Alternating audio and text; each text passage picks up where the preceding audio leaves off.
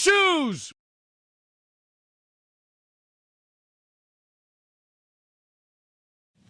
Hey everybody, Scott Spritzer here with the man behind the counter. We brought him to town, 6'8" and all, Rafael Esparza, and you guys probably know him if you've been watching. If you're watching this in Vegas and you've been around for a while, he used to be a sportsbook director over at the Aria Hotel here in Vegas, and now he's doing a little offshore line setting and all that kind of stuff. So yeah, don't tell anybody. But listen, before we jump into what's going on with Rafael, we're going to let you know a little bit about the difference between being behind the counter and being in front of the counter. We did want to mention real quickly that there is a free $60 account over at DocSports.com, and you can be part of this. You can grab it, jump on it. All you got to do is click on the link below this video, and don't forget about all the free information that's over at DocSports.com. Articles, plays, all that kind of good stuff. But hey, let's get to the goods. You know, we're into week 5 or whatever it happens to be in the NFL, and week 4 in college football, and the books were crying poor a couple of weeks ago. They seem to be pretty happy this last weekend. I got to ask you, Rafael, as we start talking about all of this, you're obviously playing against the books when you're handicapping, but as a bookmaker, do you sweat games offshore as much as you did when you were in Las Vegas, and it seemed like you had the bean counters over your head quite a bit? Oh, yeah, offshore and Vegas and even New Jersey. Let's say United States. All the handle they're getting from the States is not even close to what offshore is getting. So if you see something on social media where, they just took a $50,000 bet on a Monday night game, I can guarantee you $300,000 to $400,000 is coming in the same game. So the stress level is much higher sweating those games when I'm at home instead of sweating those games when I was sitting at Aria or MGM or Mirage or all the other places I worked at. Sure. I mean, you've done both sides of the counter. That's a good advantage that you have, obviously. I mean, guys like myself and other guys, Tony George and the whole gang over at DocSports.com, most of us, other than you and Alan Harris, have been on one side of the counter, which is on the betting side. So when you have your capper's hat on as opposed to your bookmaker's cap on, what's the biggest difference for you? I mean, one minute you're making lines, 1 minute you're trying to beat them. Well, when I used to be back there and betting, ticket count, I would go and see what the public is betting. Because if the public won all the time, the lights on the strip wouldn't be on all the time. So always fade the public. You just go back there and see what the public's betting. Because, again, we saw last week, the public got hammered. Sure. The books won. So always fade the public. One thing I always say about being a capper and a bettor, that where we have an advantage over the bookmaker, is I don't have to play every game on the board. I don't have to play any game on the board. You're involved in them all. So for me, for instance, and we'll see if there's a difference here, when I'm handicapping games for the opening lines that come out on Sunday afternoons for the next week in college football, I'm a night owl anyway, but I'm up till 2 in the morning, 3 in the morning, 4 in the morning, early Sunday mornings, gathering as much information, pertinent betting style information from college football teams, and making and adjusting my power ratings so I can be ready when those lines came out to fire. And it's a one-man game. So, I mean, you're drinking coffee, you're making coffee, pots of coffee all night long. What are you guys doing when you produce those opening lines on Sunday afternoons to get ready to produce those numbers? People think Sunday, those are the bet heavy. We get bet heavy on Tuesdays. That's when the wise guys action come in, and then once the wise guys action come in here in Vegas, then the poker guys come in after the wise guys come in, and now you're battering that. Then it settles down for Wednesday, Thursday, then Friday, Saturday, you pop open the Tums and the Malax, because the second round of action is coming in, and 9 times out of 10, those wise guys are betting the opposite of what they bet on Tuesday, because the other wise guys and poker players jumped on that number, so now their number has switched to 3 to 4 points. So now you're taking a bet, now trying not to get middle by the wise guys or the public at the same time. It's funny because when I hear radio shows on Friday nights talking about, well, the sharps are here, the public's here, I'm like, yeah, well, the line moved from 7 down to 5. The sharps aren't on it at 5. They were on it at 7 when they took those points.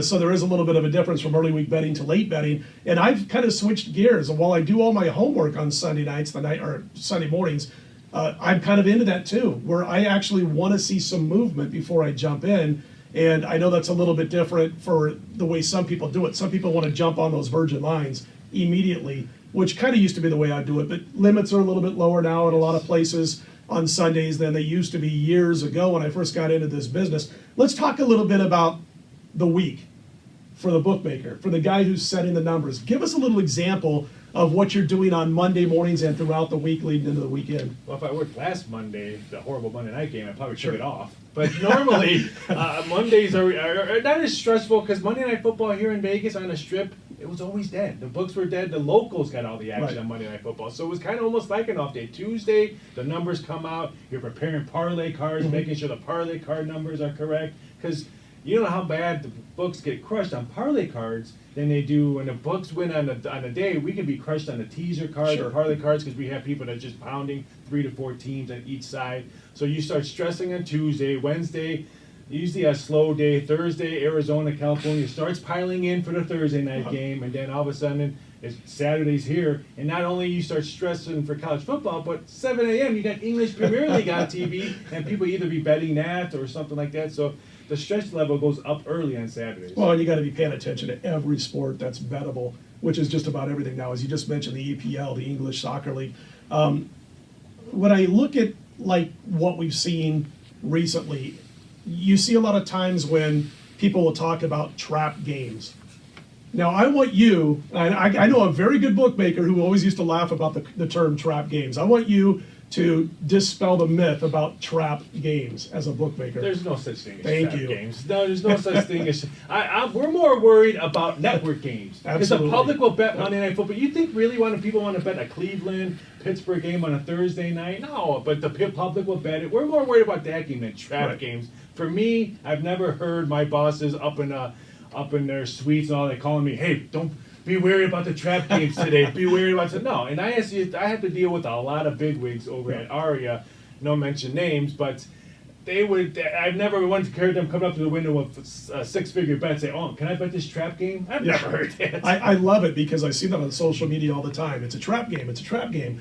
One more thing I wanted to talk about, and then I'm going to jump into something else here. But is your biggest fear in the NFL New England -6 or -7 on a Sunday night or a Monday night football game, knowing it's going to be the back end of every teaser you're possibly going to be looking at? Well, it's that not just New England, but New England and over. Right. Because most likely they either parlay New England with all the other teams, the Green Bays, the teams that always cash against the spread. But then if they clicked on the over button, then you're really worried because the public also has that over button.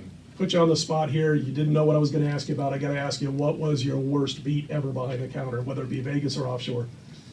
Wow. Or give us one. I would of your probably have to worst say bets. the Super Bowl, maybe when the Giants won. Okay. That was over at New York, and we cashed a lot of tickets. Or when the Rams won the Super Bowl, and that game went to a push, and ended at 7, and Right. everybody we had to pay us everybody because everyone got refunds.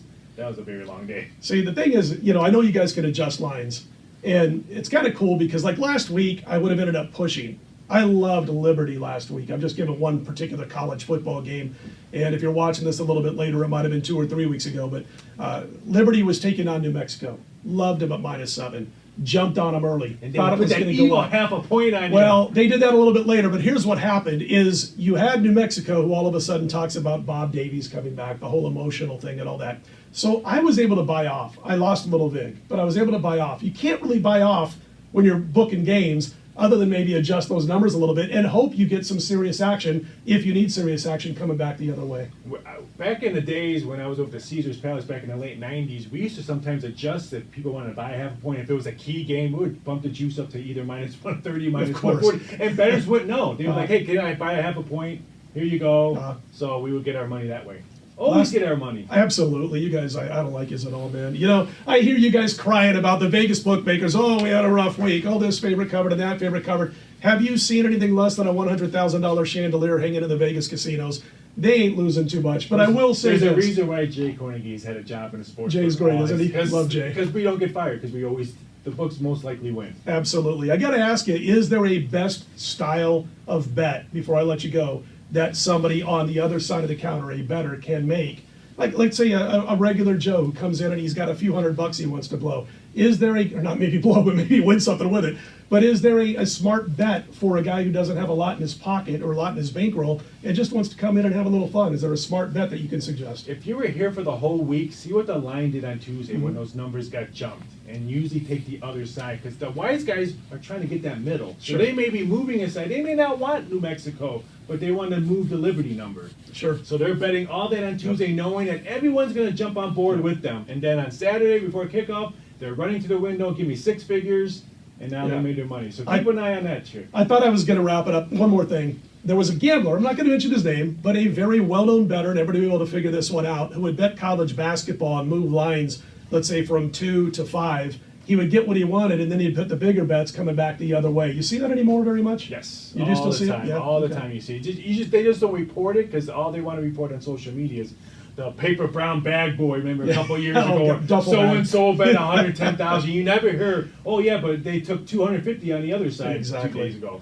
He's Rafael Esparza. He does it from behind the counter and in front of the counter. You can check out his work over at DocSports.com. And a quick congratulations as we wrap things up. I'm watching Jimmy Kimmel a couple of weeks ago, and all of a sudden I see these numbers coming from this guy, from Jimmy Kimmel. The guy knows his stuff, and everybody knows he does. Check him out again, his work over at DocSports.com. I'm Scott Spreitzer I'm for Rafael Rafael Esparza. Esparza. Have a fantastic week.